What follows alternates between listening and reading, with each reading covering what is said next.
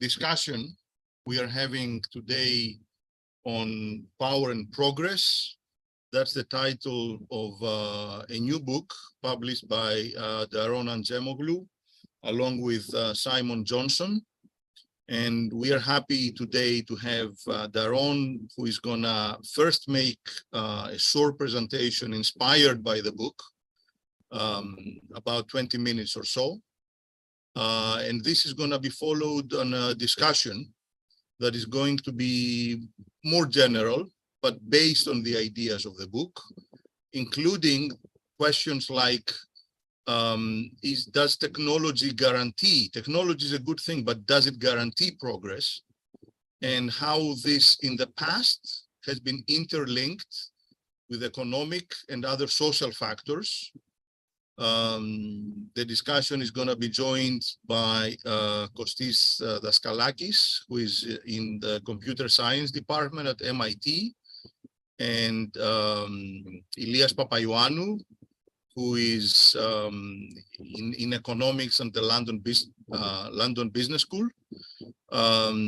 Just a very quick word about Daron, who many of you, either in Greece or elsewhere, may know from one of his two incarnations.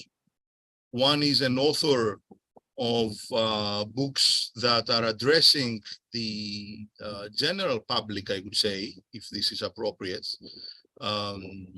bringing down to a more applied level, deeper thoughts from the one we are discussing today. His previous book also attracted a lot of attention in Greece, Why Nations Fail. But those of us in the academic world, we know him as an absolutely amazing and prolific academic with top-level publications in the areas of growth, institutions, and everything related. I'm not going to steal any of the time. So Daron, it's up to you. You can share your screen when you want. You can tell us what you want, and then we're going to discuss what we want. Thank you, Nikos. Thank you for the introduction. Thank you for the invitation. It's my true pleasure to be able to share ideas from my book with Simon Johnson, Power and Progress, Our 1,000-Year Struggle Over Technology and Prosperity, and being able to do so with Costis, my colleague from MIT, and Elias, friend for many years, and with Nikos. So I look forward to the discussion. So let me share my screen and get us started. So this is the book, and the book has many themes, but they are mostly about technology and how we use it and when we benefit from it. And in fact, in the age of breathtaking advances in artificial intelligence, these are the questions that to us are central and are not being asked sufficiently. Who controls the technology? Who will shape the future? And who is going to benefit from the different uses of this technology?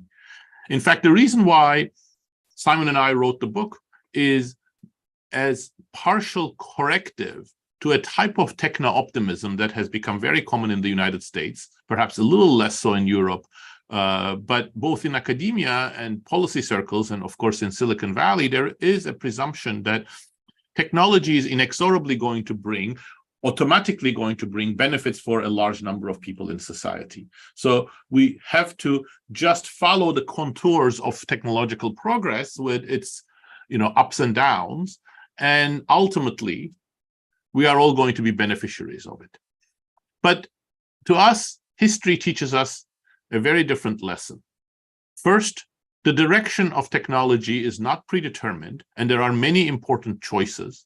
Those choices are made by politically powerful agents, sometimes visionaries who have an interesting perspective, sometimes right, sometimes wrong, sometimes beneficial for society, sometimes not. And second, that there is nothing automatic about this progress. In the past, we have been huge beneficiaries of technological advances because we've gotten the direction of technology and the institutional structure right. So let me try to illustrate some of these from history and then bring it to AI, and then we can open up the discussion. If you want to think about the visions of powerful actors. There's perhaps nobody better to illustrate this than this gentleman, Ferdinand the Lesseps, who has his fingerprints on some of the most important technological adventures of the second half of the 19th century, in particular the building of canals, which were critical for the expansion of world trade. He single-handedly and very successfully spearheaded the building of the Suez Canal, which many thought impossible. He was a techno-optimist of his day. He had a saying that men of genius will arise to solve all problems. And in Suez, he turned out to be right. Technological progress followed his vision. Now, not everything was hunky-dory. He made extensive use of coerced labor in Egypt, and not everybody was a beneficiary of it. But on the whole, he was very successful, and his charisma and his reputation grew. He became known as Le Grand Français, celebrated in France. And then he brought his same vision, in particular thinking that a very smooth canal without locks so that ships could travel very steadily would be feasible in Panama. And in fact, his vision became not just powerful, but hubristic. But in Panama, it was a complete disaster. The project was abandoned for decades, and it led to the loss of 22,000 people's deaths, including several thousand of the brightest French engineers and workers. So what Lesseps captures is that sometimes we get overcarried by ideas of technological advances and ignore the roadblocks, and in particular when those roadblocks are things that create costs for others. But none of this would be a major concern if indeed there were automatic processes via which technological advances benefited people. So we may disagree with the way that Lesseps did things in Suez or Panama, but we may still say, okay, at the end of the day, we're all are thankful because our prosperity, health, comfort improved because of the technologies that he spearheaded. Again, history shows more nuance there. The way that many people, especially in economics, think of the automatic process via which that happens is through the labor market. That makes sense because most of us earn our livings in the labor market. So if there are going to be broad benefits, it has to be through wages. A set of ideas that are so common in economics that they don't actually have a name. Simon and I christened it the productivity bandwagon, and it works something like this. Technology improves. When technology improves, productivity rises. So that means workers produce more. And as workers produce more, firms rush out to hire more workers through the labor market that bids up wages, and as wages increase, workers benefit.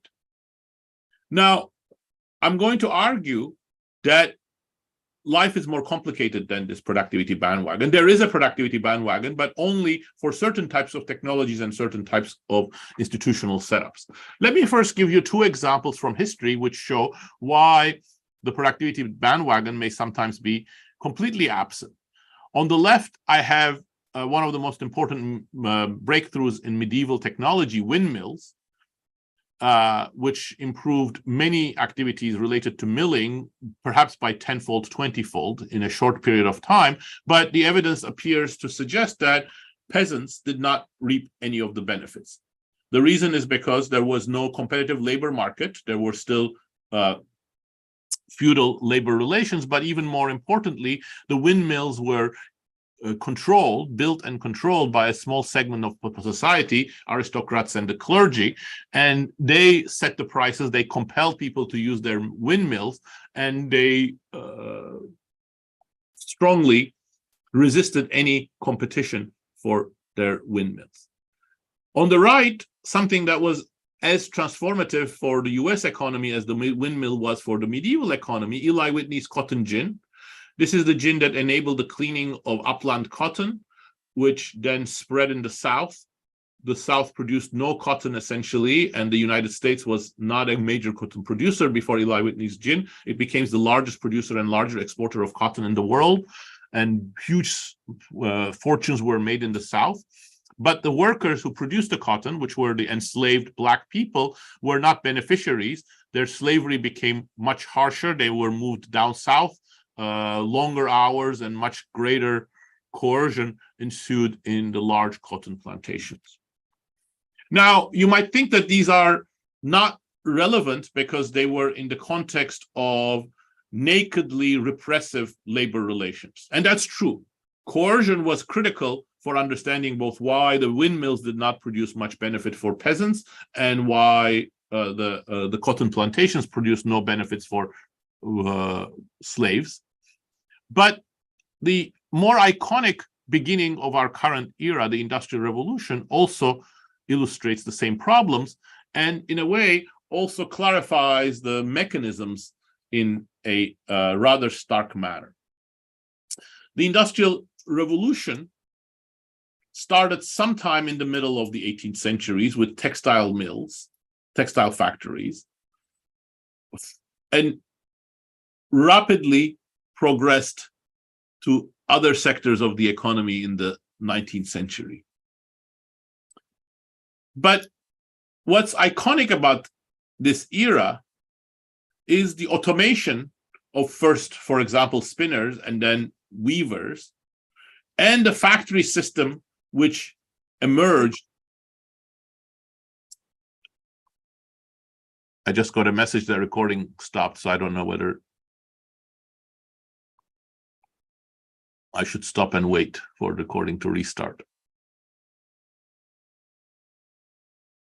Okay. All right. And the modern factory that replaced the artisanal workshops.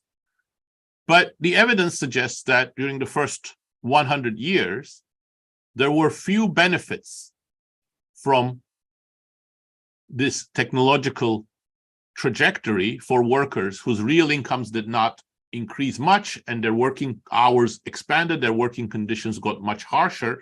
In fact, the early power looms were horrible places for people to work, under discipline, huge amount of noise, very unhealthy. And it wasn't just the power looms.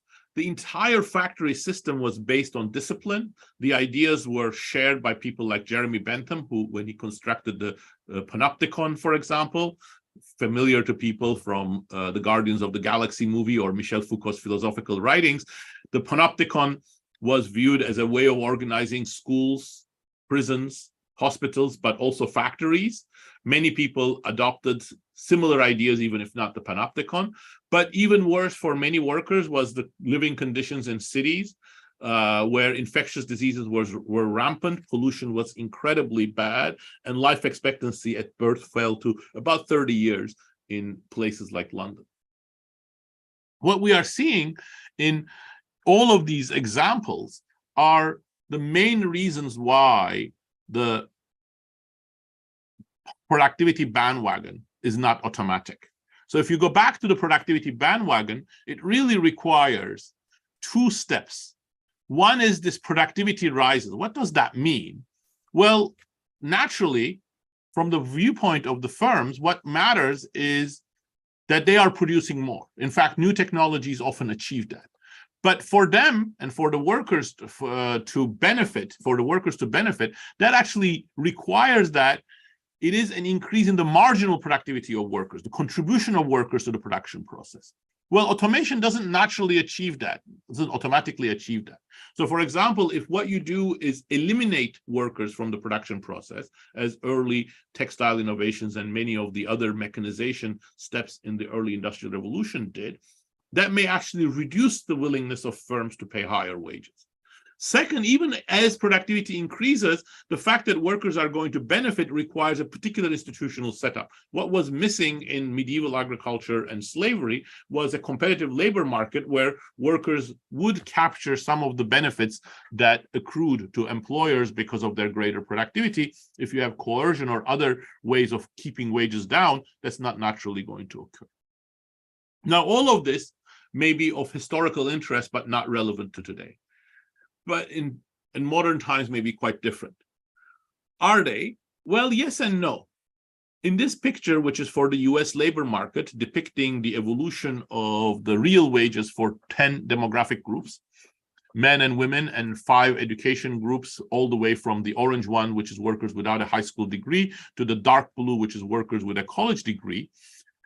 you're seeing how their real wages evolved, normalized to zero in 1963 and all the way to 2017. Two patterns are really notable. The first is the 1960s and 70s, all of these 10 curves are on top of each other. This is the period of shared prosperity. This is the very different picture of the modern times, not like medieval agriculture, not like slavery, not like the early phases of the Industrial Revolution. Indeed, modern times are different. We've achieved in the United States and in much of Europe a very rapid and shared period of prosperity for about 3.5 decades after World War II. And there were some versions of this around even in the first half of the 20th century. But from 1980 onwards, you see something much more akin to the unshared high inequality growth of the early Industrial Revolution. Real wages of very high education workers, like this dark blue line, is growing, but you see inequality is growing greatly, and even more jarringly, low education groups are experiencing real wage decline. What's going on? Well, some of this is specific to the United States, which has low minimum wages, no unions, and low norms of keeping inequality down in workplaces. But inequality is growing in much of Europe, except Greece, interestingly. But this is up to the mid-2010s. I think Greek patterns are a little bit different after that. And moreover, the real wages of low education workers is not growing in pretty much anywhere during this time period. So I think we have to understand how was it that shared prosperity was achieved and why it came undone. I think one good place that gives us a set of clues about how the productivity bandwagon worked is the car industry. The early advances in the car manufacturing, for example, Ford's plants, were examples of rapid automation, introduction of decentralized electricity and new advanced machinery, but it wasn't just automation. At the same time as some tasks were automated and assembly lines were introduced, at the same time, new worker tasks were introduced as well. This was a lot more of engineering, technical tasks, machine operation that required lots of skills and training, a lot of back office tasks, inspection, design, and accounts keeping, and so on. As a result of this, the car industry went from employing about a few thousand workers at the beginning of the 20th century to about 400,000 before World War II. So a huge employment increase, which shows that this wasn't just eliminating work, but creating. But during this process also, the institutional setup changed.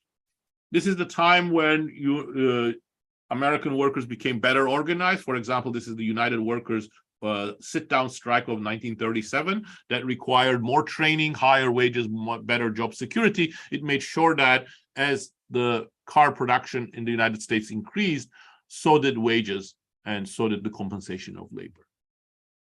So these two really show the key elements that I was emphasizing earlier on, that shared prosperity depends not just on automation, and it requires on an institutional setting that enables workers to share some of the benefits. So why did things go in the digital age?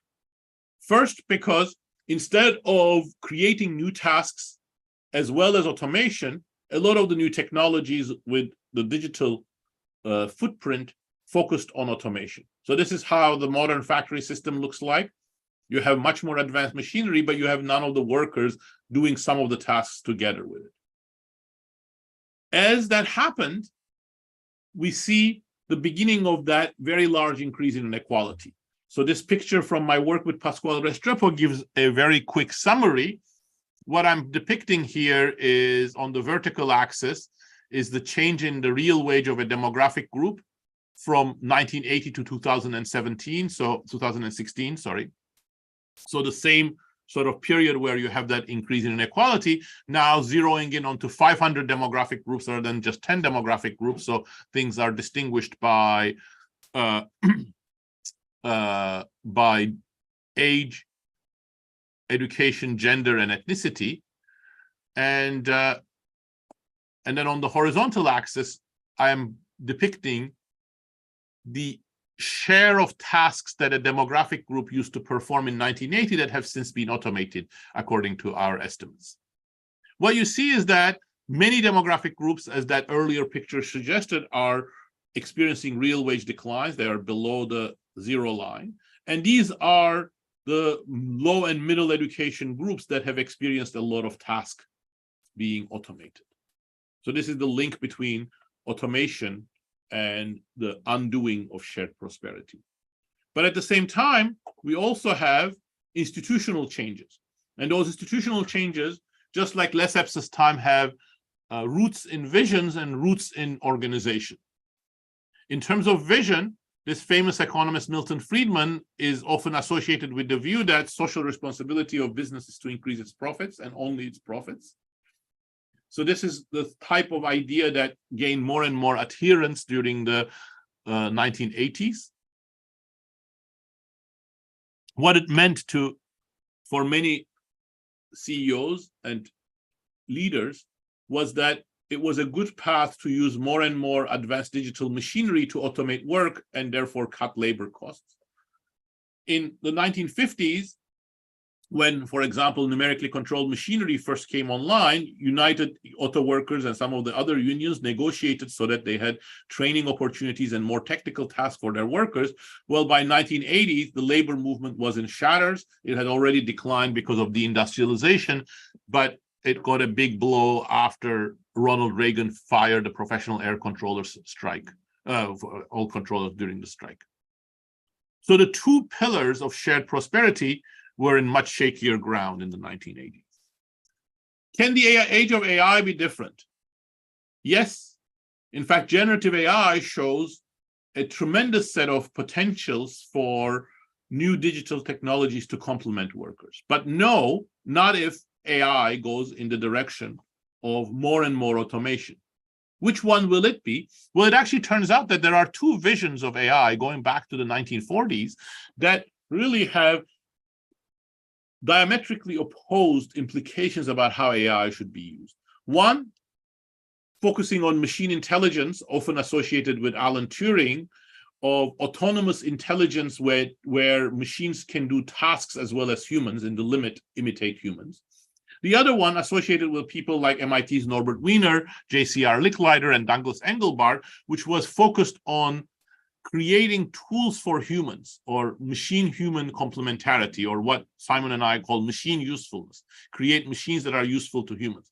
This is, for example, what Douglas Engelbart viewed as a key step in this, creating the mouse. He was the creator of hypertext as well as mouse and several other technologies, and many of his students created many of the things that we depend on today in the Xerox parks. But over time, the AI, at least according to my and Simon's interpretation, went more and more in the machine intelligence direction. Machine intelligence is not just bad for inequality if you overdo it, but it also may not deliver in terms of the productivity benefits. If indeed humans are quite critical for creativity and adaptation, then when you eliminate humans too quickly from the production process and don't create new tasks in which humans can supervise the more analytical problem-solving tasks, you may end up with lots of problems. For example, self-checkout kiosks that don't work, customer service that doesn't actually respond to your issues, or creative AI applications that actually fail to deliver that sort of productivity benefit. Now, of course, this may all be history with generative AI creating a complete turnaround.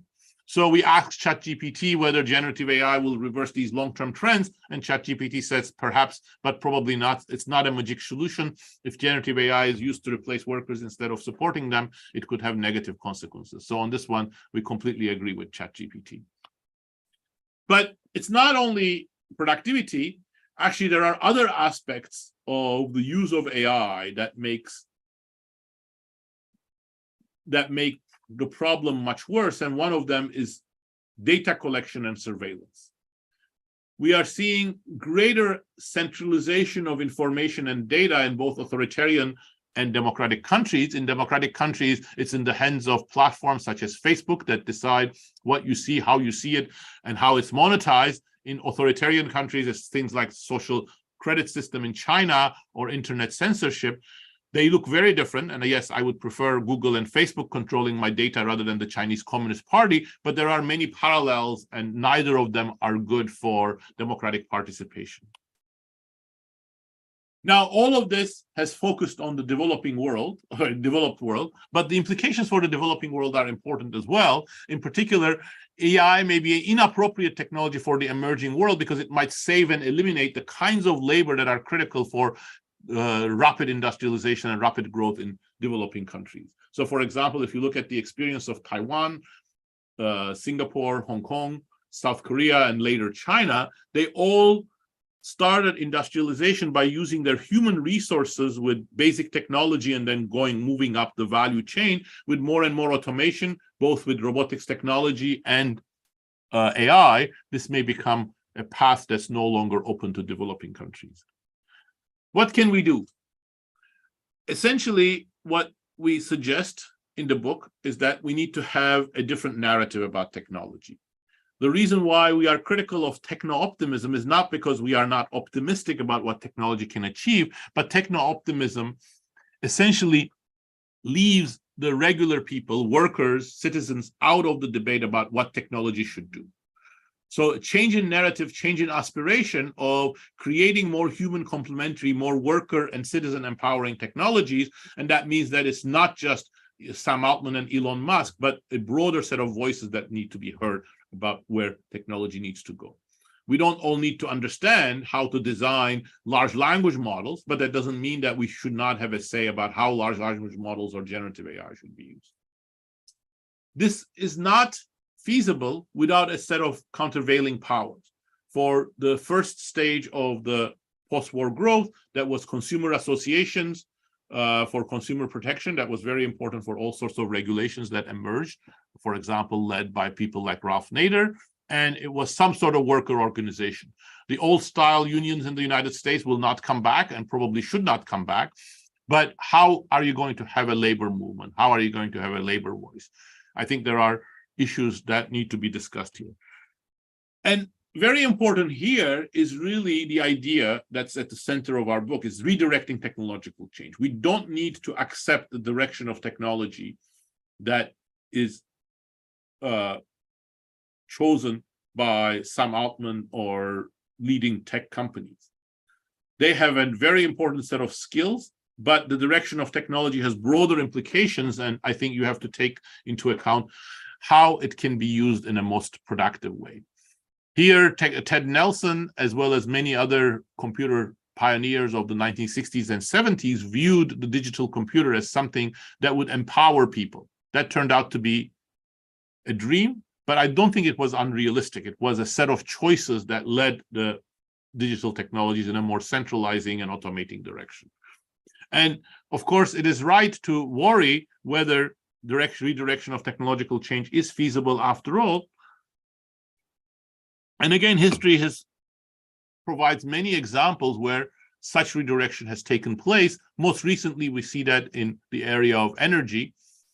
As late as the 2010s, solar and wind technology was more than 10 times as expensive as fossil fuels, with a minimal amount of consumer pressure, subsidies to renewable energy, and some carbon taxes around the around EU.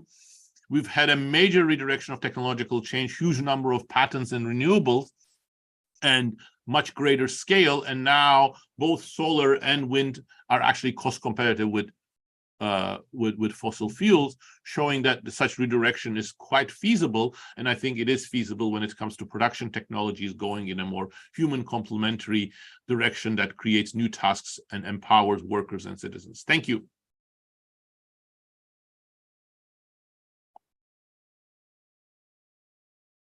Okay, thank you, Daron. So just to state the obvious that there is a lot more depth and analysis in the book, but let us start with some of the ideas. I would like to turn to Costis first, if that's all right. But before asking Costis, let me put aside a couple of more general questions that perhaps we can all discuss, especially Daron. So one issue you already touched upon, which is it is not enough to be looking at how inequality may be progressing within a country, but also take the global view. Because to the extent that technology may not be benefiting everyone within a given country or society, if we want to be more pretentious, but still there are benefits outside perhaps of the US or of Europe, that may be worth considering. We have a rise of a middle class that is more global. So that's one question. And another question that I would like to discuss later is, and you already hinted on about this, but very quickly, is technology is not always exogenous. You could have something coming exogenously. However, a lot is, and this could be just pure science if you wish, but a lot, especially when it comes to applying, is a response to relative prices. Especially whether you want to tax labor or this type of labor or that type of labor relative to capital, what sort of institutions you have for protecting intellectual property rights. And then there is at least one kind of superficial question, which is, of course, you may want to think about institutions, but you don't want these institutions to stifle technology progress in the first place. To the extent that this is exogenous, you cannot take it for granted. And then a related question on this is about the benefits of technology, and this is more of a micro question rather than a macro question. Whether you want to have monopolies, these monopolies, to what extent there is competition, and so on and so forth. So I want to put these two questions on the side about the endogeneity of technology and what the future brings, and how this is spread across countries.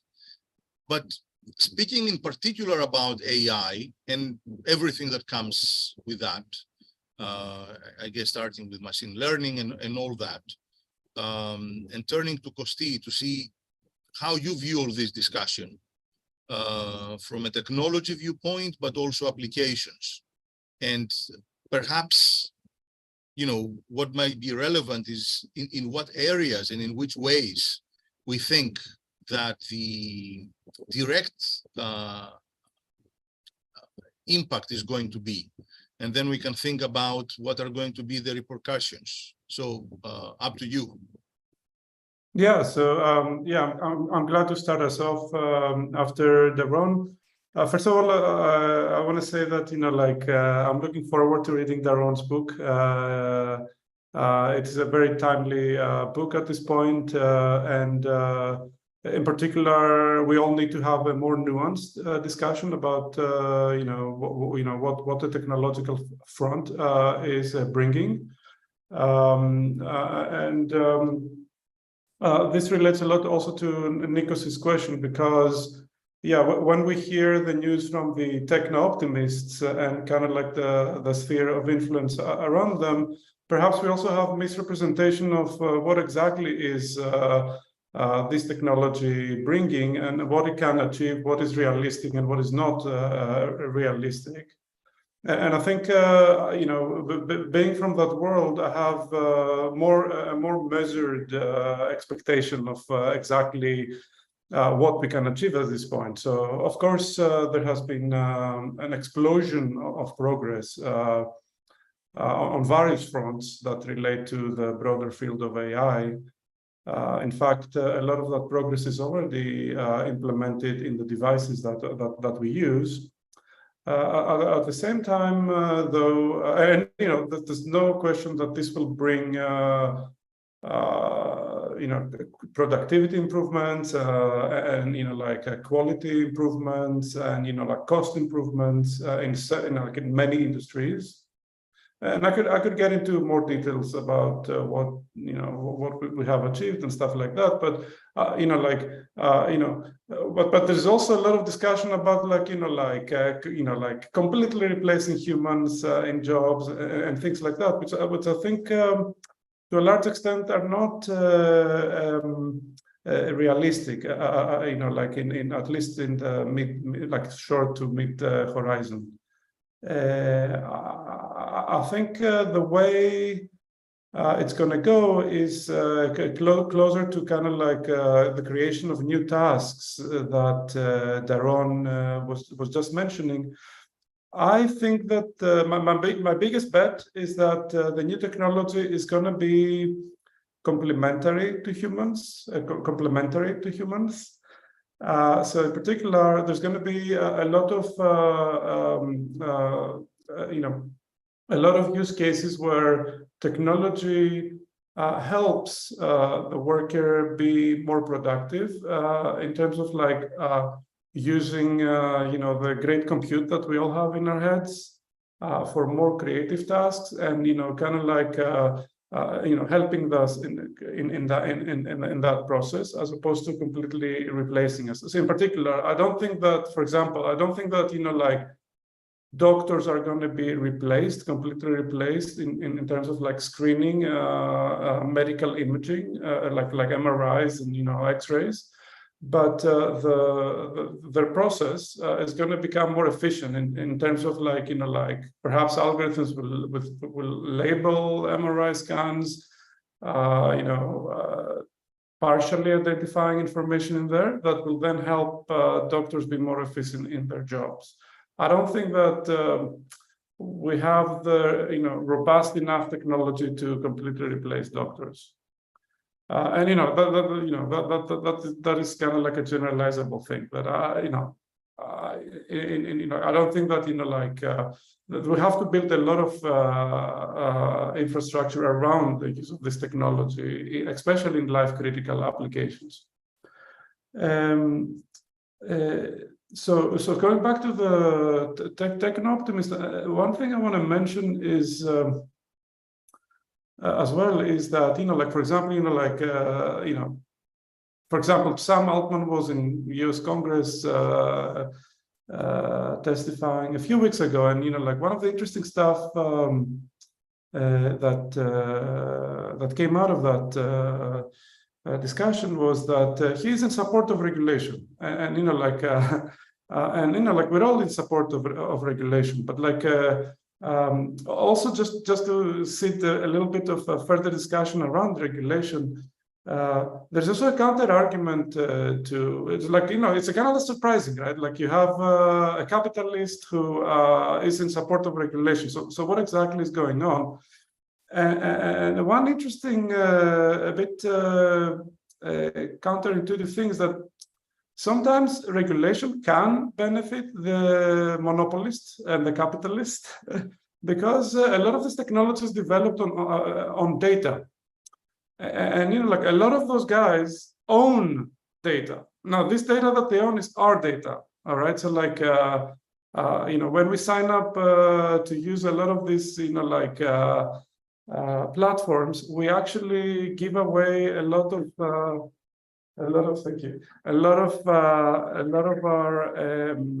our data to the platforms. And if you now regulate a space, a technological space, and say, look, let's be very stringent about what data is being used to develop algorithms. This actually could benefit the monopolist and the capitalist. So that's an interesting. I'm not saying that we should not regulate this technology around copyright, but that's an interesting counter argument to regulation that perhaps is interesting to consider. I want to mention a couple of more things, maybe just one last thing at this point, and pass it on maybe to Elias. I want to say something about Greece. So Greece, you know, in the context also of, you know, kind of like the global. Costis, if you don't mind, let's leave Greece perhaps for a little bit later. Yes, for sure. So let me wrap it up at this point then, and then let's come back to discuss. Yeah. Okay, so just to continue a little bit and turn to Elias. One of the crucial distinctions that I think Daron made was whether the way technology is applied in some sense increases productivity at the margin or overall, or correspondingly whether it might make a profit maximizing firm want to hire more or not.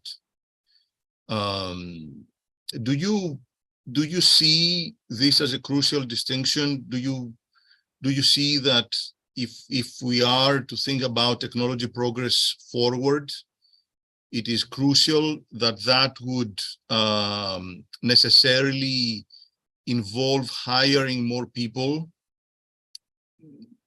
What I have in mind is that maybe you do have replacement, massive replacement in certain sectors, but you may have other areas that may grow. Or even if we all work less, that's not the end of the world, right? If we do create wealth, and there are mechanisms to share this wealth, perhaps through a better healthcare system or more effective education system and all that, why should we measure everything by, you know, how many hours of work the technology may create? And in general, how do you see the role of institutions or regulation in all this? Thank you, Nico. So my introduction actually remark, I want to stress that this is by far the best book that Daron has written. I'm a big fan of Why Nations Fail. Actually, it relates also to my own work on institutions. But this book pushes you to think. So, you know, with Why Nations Fail, there was like a clear-cut message applicable to Greece also, you know, improve the institutions so productivity will come. Here, I think also our discussion kind of reveals that there are big unknowns. We can learn from history, and this is what is unique, I think, from Daron's work that has been so inspiring in our profession. And, you know, the future is, as Costis alluded to, is kind of unknown. And we have, I think, as a society in the past 30 to 40 years, kind of erred with what was quoted as the market-friendly way. So let's not overregulate, because the market forces will kind of short things out, and on average, at the margin, we will all or most of us better off. To be fair, our core models, especially about international trade, there was always an issue about inequality, but we thought, Nico, as your point kind of alluded, that, okay, there will be some other institutions, some risk sharing or redistribution kind of channels to redistribute wealth now that we're overall kind of wealthier. Well, this model, I think, has failed on logical grounds, on conceptual grounds, and I think economics has been very good at that, demonstrating that. And on a second issue is that we have placed so much emphasis on hyperglobalization or, you know, technology optimism, and then, oh, you know, some politicians or some union leaders or, you know, some international agencies will deal with redistribution. So I'm personally extremely alarmed when I hear that on average things will turn out to be better, because as Daron mentioned a bit, and he discusses in, I think, chapter 3 or 4 of the book, the 60s and the 50s, not only we saw considerable decline in inequality, but at the same time, we also saw improvements, much higher growth as compared to the 70s and the 80s and the 90s, and if anything, higher total factor productivity. So I always teach the students here at the London Business School, look always at the median income rather than the mean, because of very highly skewed income distributions. Which turns to the second point that relates also to the work that Daron and I have been working mostly in the past, about institutions. So I think the book describes extremely well how in the first part of the Industrial Revolution, things apparently were miserable for almost everybody, including the upper middle class.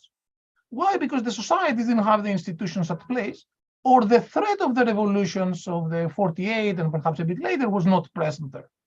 So it was, in some sense, the change of the facet of capitalism and the changing institutions that brought the fruits of technology more, if you like, to the middle class, perhaps also to the lower classes.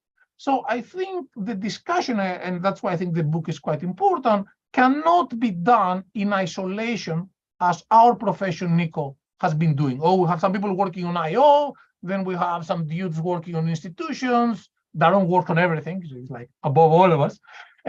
I think we need to study them jointly.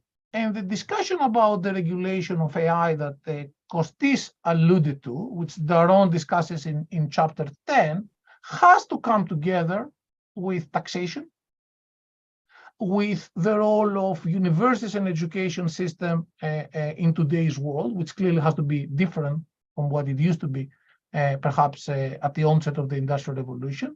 And what I would like to see more, and I think IOBE is doing a great job on that in Greece, to have a holistic approach.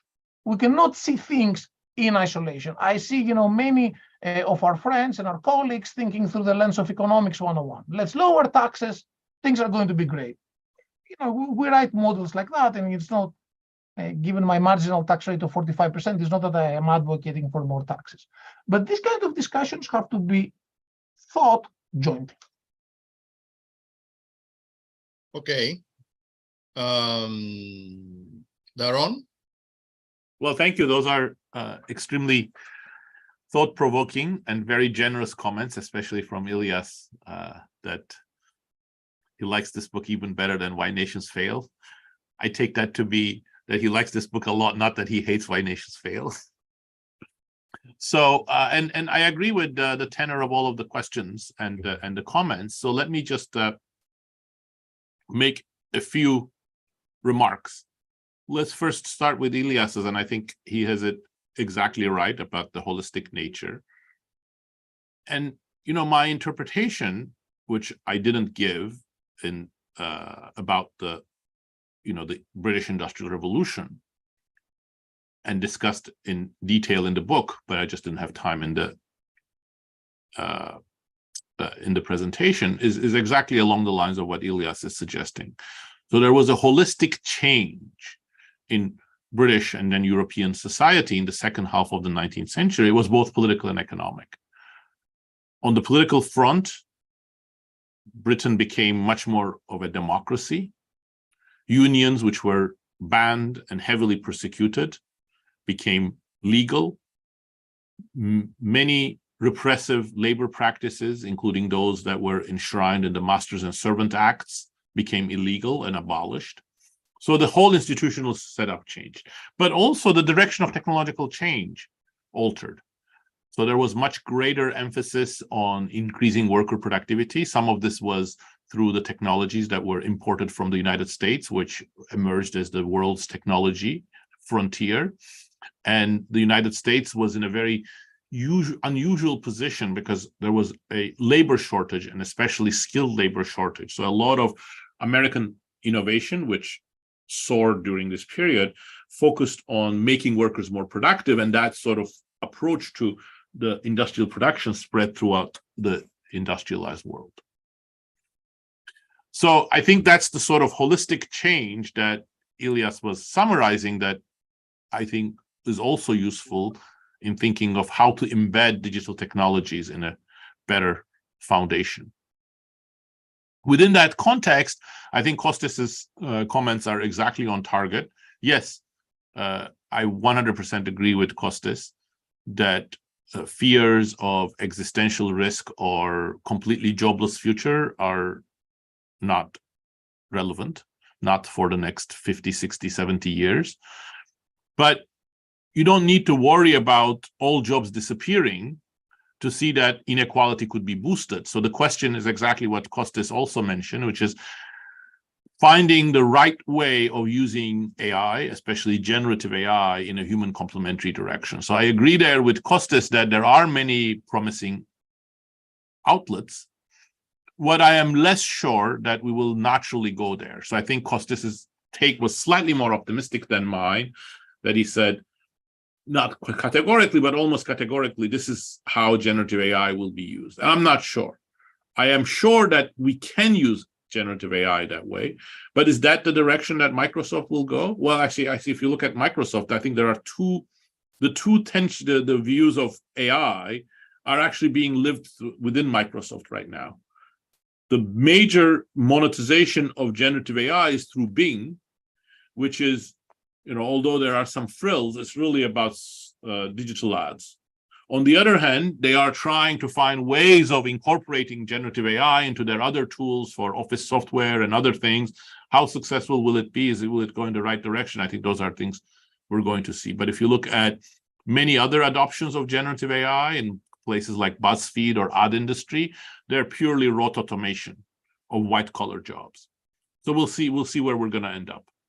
But I think in that process, we have to recognize, going back to Elias's holistic point, this is not just a technical discussion. It's not just a discussion of will the AI scientists and computer scientists be able to crack their difficult problem. It's also about what choices they're going to make, and these are societal choices.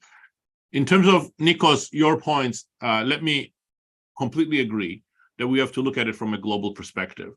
And I would agree with you that if the choice was, 300 million Chinese being lifted out of poverty into middle class, 300 million Indians being lifted out of poverty into the middle class, and against that, perhaps slower wage growth for a couple of million of workers in the United States, then yes, of course, that would be according to most global utilitarian calculus, that would not be a bad bargain. However, I disagree with that conclusion. I disagree with the conclusion in the following way, that somehow the current path of digital technologies and globalization was the only way or the best way of lifting 300 million Chinese and 300 million Indian out of poverty.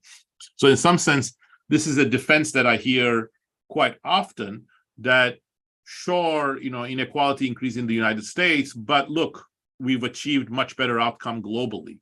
But I think there was a much better path of achieving even better outcomes globally without the much greater inequality increases in the United States. The path of globalization that, for example, was pursued, which is labor repression in China, together with a huge increase in inequality in China and complete destruction of manufacturing industries in the United States, wasn't the only way of achieving better outcomes in China. So a more gradual process, while at the same time, wages were not repressed in China, would have achieved growth and probably even more people being lifted into the middle class. So a particular way of organizing globalization was also a choice. And I think we're also seeing the same choices in Indian context at the moment. So I think at the end of the day, some of this may be in hindsight, perhaps in the 1990, it may not have been obvious how to do this better, but in hindsight, it's clear that there were better ways of managing globalization that would have been quite beneficial, even more beneficial for Indian and Chinese workers, and not as damaging to American workers. Okay, there is a new set of ideas that generate new questions. We have a little bit more time. I would suggest, if you would agree with me, that we do two things in two rounds. Leave for the end a question that may be more practical. Try to open a little bit the black box of globalization and think about these questions from the viewpoints of, let's say, a small open economy, which, I don't know, Costis and Elias can call Greece, we can call it whatever, but, think about what economic policy options countries like these can have in a world where you have these technology waves. Let's leave this for the very end. But before that, let me try to be a little bit more presumptuous, perhaps, and open up something a little bit more difficult. Can I interrupt you for a sec there? Was it purposeful that, as we're entering the Greek discussion, recording stopped, or was it a mistake? No, it was a little bit, the electricity went down momentarily, Costis, I think. But you can run a model and you can... Perhaps we should restart it. Yeah. So, as I'm listening to all of us here, one thing that I don't want to say bothers me, but is, the technologies that we have access to, they allow you to do really great things. And when I say you, I mean the average person, in terms of access to healthcare, services that we didn't have before, all sorts of information. You can be sitting there in front of a screen and have access to, infinite pieces of information and so on and so forth. So it is one question to think about how this will not go wrong. And it's another way to think that, it will necessarily go wrong. I don't want us to go to the other extreme in some sense. It will certainly not be automatic. But let me then throw in, what I promised as a little bit of a presumptuous or general question. What we do know from, perhaps from growth, if tracking growth the last several decades, but also from basic economic theorems, is that the set of tools that comes with free markets, competition, but also kind of free institutions, shall we call this democracy? This thing works. And now we see that both in theory, but also in practice, you can have technologies in societies that are, it will take a really stretch of the imagination to call democracies. And furthermore, these technologies can be used perhaps to depress rights. And I'm not so sure, thinking ahead, that the way we have been thinking about, technology, competition, access to democratic rights and what this means, because you have, especially Elias and Daron, you have talked about regulation, perhaps, and you have talked also about the power of unions, but is it unions? And what does it mean, unions here? And unions in what sectors? So I don't know who wants to start on this. I don't know, Elias, if you want, or whoever. Well, I can be brief, and I'll pass to Daron. So you mentioned, Nico, institutions, free markets, competition, democracy.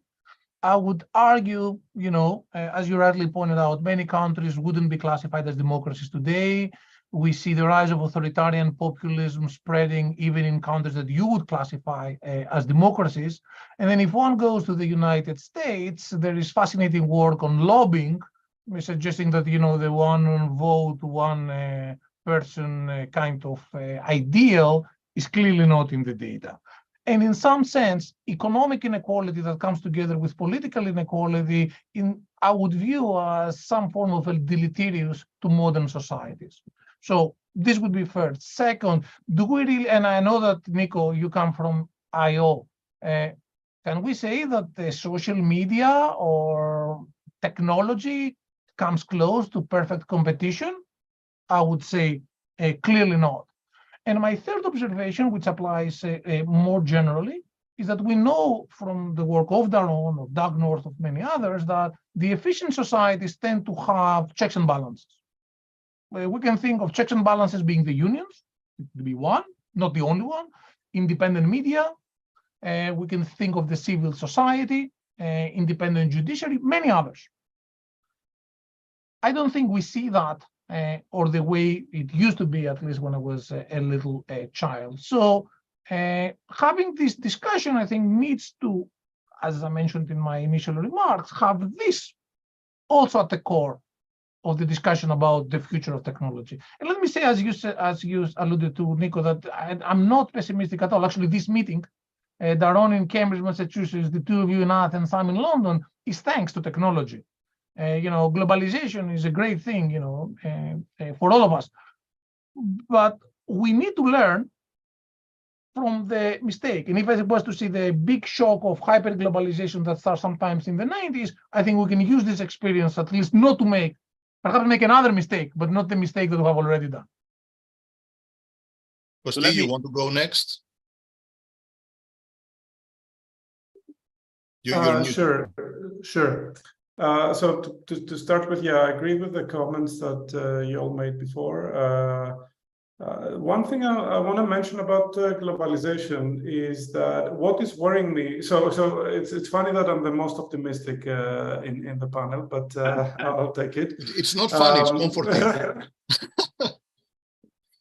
But I'll take it. But so what worries me a lot, both in the context of like who controls the technology, is both within a country and at a global scale. What is worrying me the most is if the technology is in the power of few monopolies. Those few monopolies can influence distribution of wealth and politics both within a country and at a global scale. And that relates also to your question about Greece and other smaller countries that are not right now in the forefront of technological innovation. So I think it is an existential threat to these smaller countries if they do not rise to the level of technological innovation that happens at bigger economies like the US. So I do think, though, that the technology that we're talking about has the potential to be more democratic. If the technology is open sourced, if the public sector intervenes in the right ways to, let's say, develop what are called foundation models, like large language models and other AI models that can do the first level of processing on data. Then I think this technology has the power for a lot of us to innovate using the outputs of these big AI models. So what has been happening until now is that well-funded startups and big companies were able to develop massive-scale AI models that belong to them. And sometimes they can, let us play with, but not necessarily for commercial purposes. So if that remains the state of the world, where big companies, monopolies have developed these tools and let us use them, they're closed. Like we cannot look into what's happening in those models, and also there's friction in using them and building on top of them. I think that state of the world makes me pessimistic. But if the technology is open sourced, or if there are publicly available such massive models, then I'm more optimistic about smaller companies and also smaller countries participating in this development. I want to leave it at that. So these two remarks about Greece and kind of like open source and open sourcing the technology, and then pass it on to Daron, I guess, is going next. Yeah. Daron, any comments on this? First of all, let me reiterate what Elias said. The reason why worker voice is so important is, you can think of it as checks and balances or countervailing powers. The problem in 19th century England was, the power imbalance was just so stark. As late as 1840s, a full 100 year into the industrialization process, there were still children as young as 5 or 6 working 18 hours in mines. The market process, whatever it is, was not going to take care of that. The question today is where that power balance is going to come from. No, I don't think, I'm not going to defend teacher unions or police unions in the United States. I don't think they represent their power balance, but some sort of worker voice is necessary. I think the optics, as well as the reality, were not great when Sam Altman and a few other tech executives are the only ones that the US Senate talks to when they're thinking about the future of AI, because AI is going to affect hundreds of millions of workers in the United States and billions of workers around the world. So where will their voice come from? And Nikos, I think I completely agree with you that if we had a textbook competitive economy, that would be great. My concern is that I think with many technologies around throughout history, but especially with digital technologies, that's not the outcome that's going to occur. So increasing returns, network economies are too strong, and there are other distortions, for example, from venture capital and who has access to funding, that this sector is naturally getting distorted and monopolized. So, and it's not unique to, the digital technologies, Silicon Valley. Sorry? Can I push you? Can I push Please. you just on this just for a second? Yes. Because it is exactly as you said. From a micro sectoral view, one feature of what we see is a lot more weight going to entry or fixed cost or development cost, a lot less on marginal costs, and this creates larger scale network effects and all that. So we are moving from perhaps competition within a market to competition for the market. And then there are political economy issues around that. But at the same time, shouldn't we also think that these huge technology progress waves, whether this is everything digital that we are discussing now, or on the energy front, or in biotech, all this didn't happen necessarily randomly. Wasn't that also, following perhaps the promise of some profit? Just playing devil's advocate, if you want, Daron. Well, of course. I think I am very clear, for example, in the AEA lecture I gave, which was recently published, which is about distorted technology, and also in the book, that the market process is the best one for spearheading technological progress. But the question is whether it will get the direction right by itself. So let's take healthcare. You're talking about biotech, we're talking about amazing tools. Yes, those tools are there. But actually, if you look at healthcare in the United States, it's a complete and utter failure. Before COVID, there were 5 years in a row that life expectancy at birth in the United States declined. Almost one in every $5 in the United States is spent on healthcare, and a lot of it is wasted. You know what we need? We need more antibiotics. Antibiotics is, more and more resistance to antibiotics is being developed. And there's a real danger that we're not going to have antibiotics.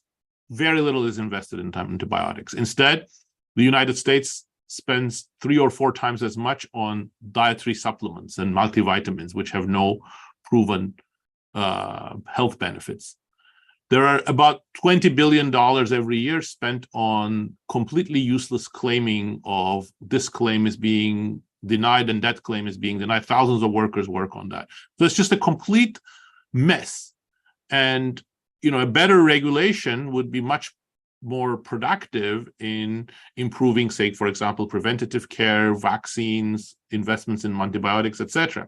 Now, I'm not advocating a social planner doing this, but I think it's a small microcosm that, just like in the digital era, we have the amazing tool, we have the biotechnology, we have mRNA vaccines, or the possibility of creating mRNA vaccines.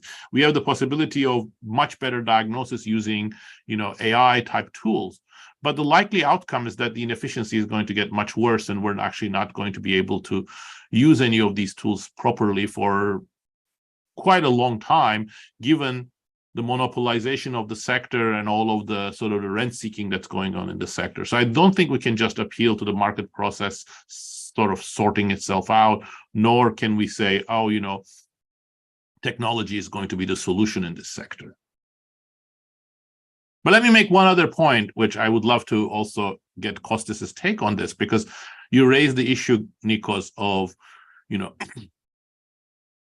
whether these tools are going to be pro-democratic or anti-democratic. And I think that's a critical issue.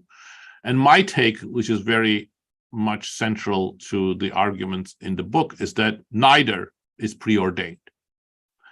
It's actually a matter of choice. So people who thought that social media was going to be democratic were not completely delusional. That potential is there. And again, it goes to this market structure.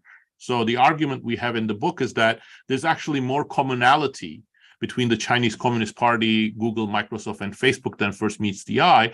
They are all centralizing information and centralizing data without checks and balances. And that is actually pushing in an anti-democratic direction. So, how can we actually develop the tools to enable more democratic participation, better democratic discourse? I think those are quite feasible, especially with new advances in AI, but that's not necessarily the direction we're going in. And obviously, this is such a crucial discussion, which is not just economics. It's it's political science and it's sociology, deeper things. Yeah. But if you don't disagree, especially if Daron doesn't disagree, can we take and wrap it up with that, the more narrow view of not global, but thinking of how this discussion may affect individual economies, and such as Greece. This is since Costis and myself were sitting here in Athens, and Daron, the neighborhood, you coming from Turkey, and Elias knows a thing or two about Greece. I think it may be an interesting discussion, right? The way we have been thinking about how such economies can grow. The priorities may be different now in terms of how you can hook up with these technologies, perhaps how you can not only become user of technologies, but also producer or influencing things, if you can. And since Costis is the only non-economist in the gang, let's start it off with him. Yeah, so I guess, perhaps an interesting example also in the neighborhood to consider is Israel, which in the past 10 years, I'm not sure if my numbers will be correct, but I think doubled the GDP per capita. And to do so, they used two things, I guess. So one is that the technological frontier was in the IT technology, which is requires a smaller investment to take off the ground, and also the fact that their universities are really good, as well as other stuff that you economists know better, like better connection to VCs in the US and like the broader network of scientists and venture capitalists. But I think this technology is spatial. So the data, let's call it this way, data technology is spatial because it doesn't need to take off the ground. It doesn't necessarily need intensive capital investments, with a prerequisite that what's happening right now, there is some initial investment, I think, by a big entity like a government or the EU that creates the computing infrastructure to at least train some foundational models that then people can build on. I do think I'm somewhat optimistic about what's going to happen in terms of Greece's participation. I do think it's, as I was saying earlier, an existential threat if we do not participate in what's going to happen. We are facing an existential threat.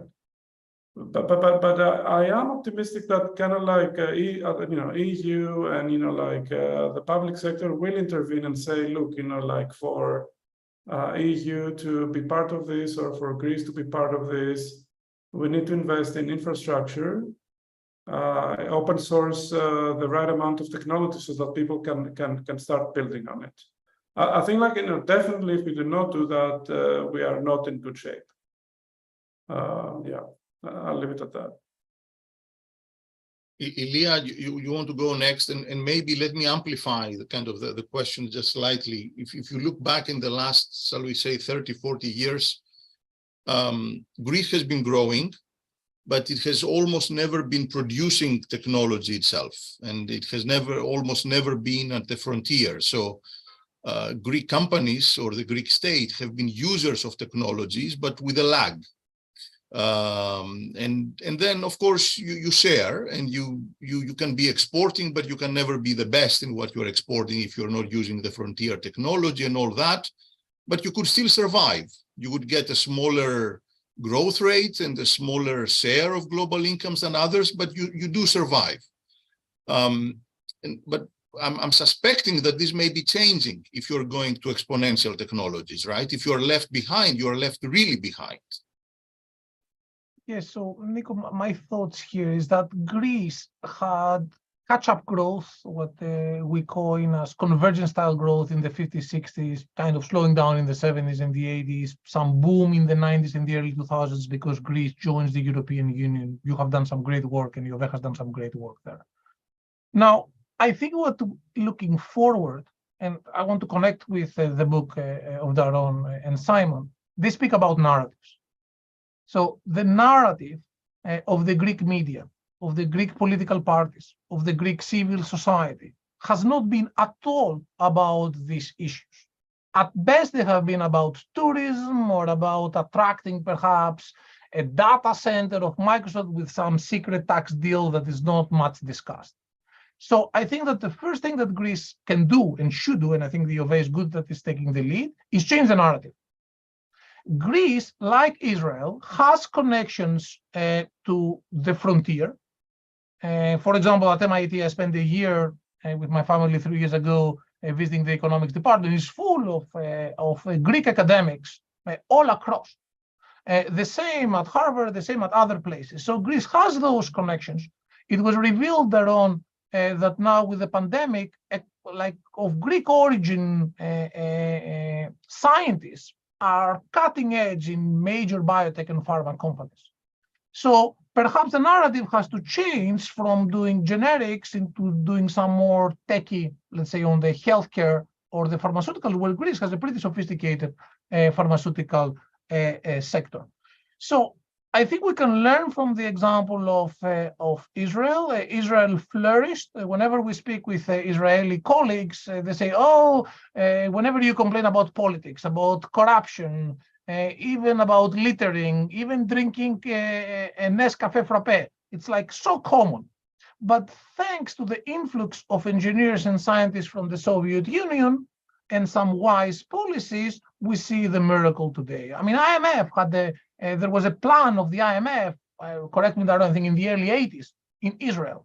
So it can happen. And as a first, we need to change the narrative, invest in some sectors where Greece is not doing badly. Healthcare would be one, pharma would be another one. Greece traditionally spends a lot on defense without being able to generate technology. We see now, actually, let me go to Turkey, across the Aegean, those Bayraktar drones, we see that, there is some technology coming in from Turkey. So I think there are lessons to be drawn. And of course, the big thing that I think all of us here in the room agree is that the education system has to be totally reformed, thinking forward. And the narrative, let me say here, and conclude with that, has been totally displaced. Daron, in Greece, we are discussing about the educational system, whether there should be a police in the universities or whether the university should close at 9 p.m. or not. So these are topics, but this is not the crucial thing. We need to change the narrative and look out. Okay, Elia, let us not share all of our secrets. Daron is yours now. Well, I am very want grateful for this I want to do two things. In fact, relaying, with apologies to the others, just relaying two of the questions that we have received through the chat and on YouTube. One is kind of specific, but it's in terms of policy initiatives. You know, so this comes from the viewpoint of somebody designing policy, let's say in Brussels. Should the right tool be regulation in the sense of, let's say, IO, you know, attacking big tech, etc., or should we go at another level, which is if we are thinking about labor being replaced or displaced, we think about changing the mix between taxes on capital and labor. So that's kind of a specific question, Daron, if you want to take this first. And then the second question is kind of really open-ended, but let us end up with that. How do you really see things are gonna play out in the next few years? What's your guess? Okay, so one specific, one kind of maybe, okay. Okay. Well, first of all, thank you to all three of you for this conversation. I enjoyed it a lot. Let me give very brief answers because I know we're out of time. First of all, I think in response to the first question, yes, both. In the book, we argue that we need to level the playing field in terms of marginal taxes between capital and labor, because the tax code of most industrialized nations subsidizes capital, and that leads to more automation than maybe optimal. But at the same time, you have to do the IO side as well, especially with the centralization of information and the foundation models that Costis also mentioned. You know, the power of a few companies is getting more and more. And in the United States, you see this is not like efficient competition. Google, Facebook, Amazon, Microsoft acquire dozens of companies and then shut them down so that they don't produce competing technologies to them. So that already shows that there's an antitrust issue here that's probably getting deeper. And then the final thing I'll say on the AI front, and then I'll answer the optimism question, is I think Costis and Elias are completely right. You know, Greece and other emerging, middle to upper middle countries, income countries cannot lag the AI investments. If they do, that's going to be very detrimental. You know, we may disagree about how important AI will be in the production process, but it will certainly be adopted in many sectors. Not having the skills, not having the expertise would be very costly. But a critical thing here is also what direction. I think there are directions of AI that would be very detrimental to Greece, to Turkey, to India, to other emerging economies such as Malaysia, Indonesia, if it goes purely in the replacing direction. So I think here it's actually also important that through UN and other bodies, many countries start contributing to the debate about the future of AI. And I think Greece, precisely because of the things that Costis and Elias said, a very high number of Greek scientists in the tech industry and in other areas, I think has a special role to play in coordinating this sort of activities. Finally, on pessimism and optimism, I would say I'm an optimist about the capabilities of these technologies, what they could achieve, but I'm a pessimist about the path that we are on right now. I think politically and socially, we seem to be locked into a path that is not optimal. So I definitely worry about that, but that makes me even more motivated to have conversations like this, because I think that's the only way we can have a redirection of effort in where we're putting our investments and our efforts. Thank you. Any very, very last word by Costis or Elias? I would just add to that it's great to return to the book, that the book allows for having this discussion. We can disagree, and it's nice to disagree, how relevant is, what happened with Lesseps to what happened with Elon Musk, which is a great discussion, but we should have the debate in an open and sincere way, respecting the others and trying as economists or as scientists to use data for the best of our judgment. Yeah, and I concur, and I think it is important to have this discussion. The book, again, the book is very timely. The discussion is very nuanced, and it's definitely not a discussion that should be left to technologists or like Silicon Valley. And it does make clear that technology, economics, and institutions are not three separate things. Daron, just to express everyone's gratitude for taking the time and for your ideas. Greece is on a catching up mode, or a more optimistic view is that it's kind of starting a new growth cycle, if you want. But there are all these sort of question marks about individual countries, but also the global economy. I hope we will be able to do this again, even before your next book. Maybe in Greece, maybe even live in I'll be happy live to do in that. Athens, I would suggest. Thank you. Thanks very much. Okay, so I would like to thank everyone who participated in this. I guess good afternoon or good evening or good morning if you are still in the US. Thank you. So Thank you, Nikos. Thank you, Costis. Thank you, Elias. Thank you. thank you, thank Daron. you all. Everybody. Bye. Bye.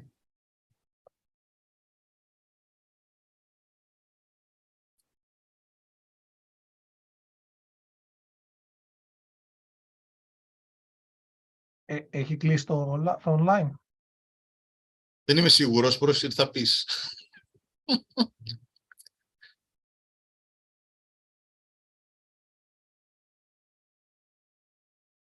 Τα λέμε εν άξο.